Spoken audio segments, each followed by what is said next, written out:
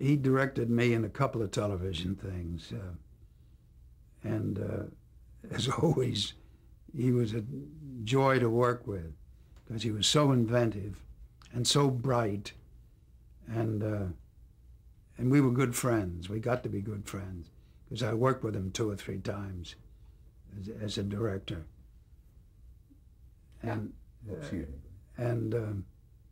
he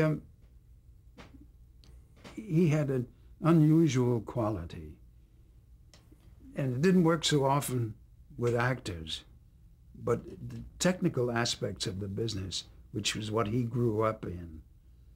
He and his wife were early, very early on movie people. That was a trick to get those things right, and it enabled him to express all the kind of weird and way out things that he did. But he had a most extraordinary sense of humor, and that helped him enormously. For example, the first time we worked together, I was in a play on Pulitzer Prize play, incidentally, on Broadway, called Tea House of the August Moon, and he came and saw the play, and he asked to see me, have lunch with me the next couple of days, because he wanted me to talk to him about being in a movie called The Trouble with Harry. Well, first day of shooting on The Trouble with Harry, everything went very well. But I was, getting adjusted to the director as well as getting adjusted to the camera and all, and to a piece that was as far out as that one was. When we finished with a day's work, he said, "You want to have some dinner?" I said, "No, I don't think so. I really don't think so. Thanks, Edge. I don't want it." The next day, at the end of the day's shooting, he said, "John, want to see the dailies? See yesterday's work?" I said, "No, Edge." I said, "I get a little wet when I see myself on the screen." And he said, "Oh, John, that's ridiculous." He said, "It's only a movie, and of course, it's all a game we play, and we're all grossly overpaid." He had a sense of humor that was absolutely delicious. Was he active on the day-to-day as a director? Was he pretty heavy hands-on? Oh yes. He knew everybody's job better than they did. But he would sit in his chair, the high chair, canvas chair, and while they were lighting and getting things put together, and he'd be looking up at the lighting,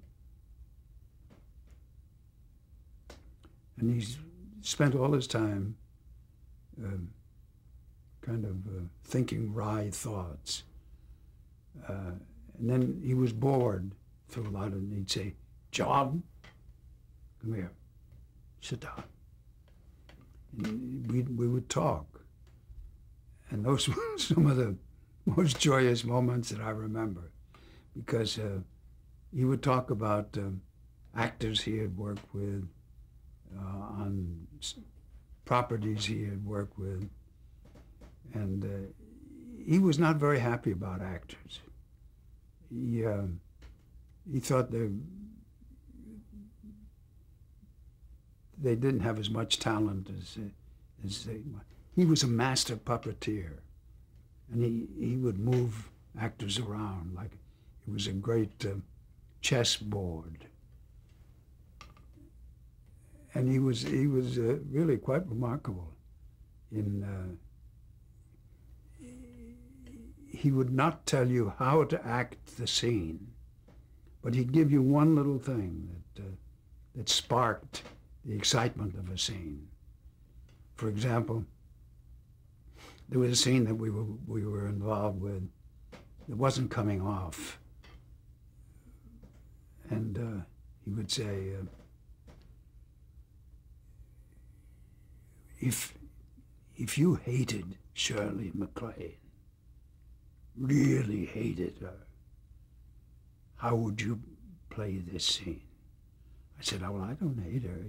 He said, I know you don't hate her, but supposing you did hate her in the scene, what would you do? Well, that fertility of mind started me, and we came across some very, very interesting things. Well, you were also in Topaz. Yes.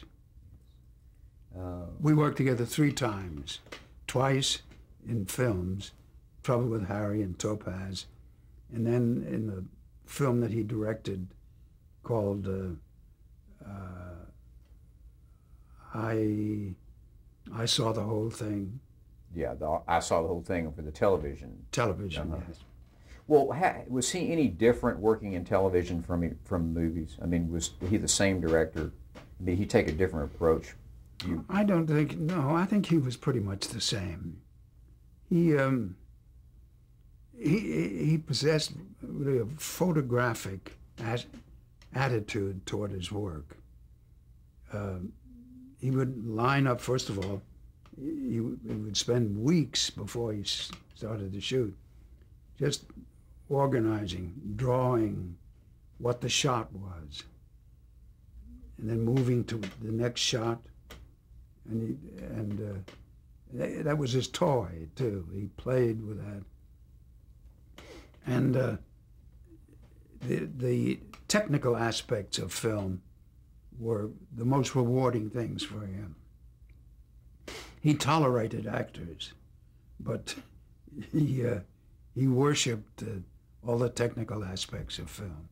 How do you think he felt about television? Do you know? Well, he made a tremendous amount of money out of television, so I think he loved it. And he was not a man who would throw money around. He was cautious about his money, so I'm sure that the television experience was an excellent one for him.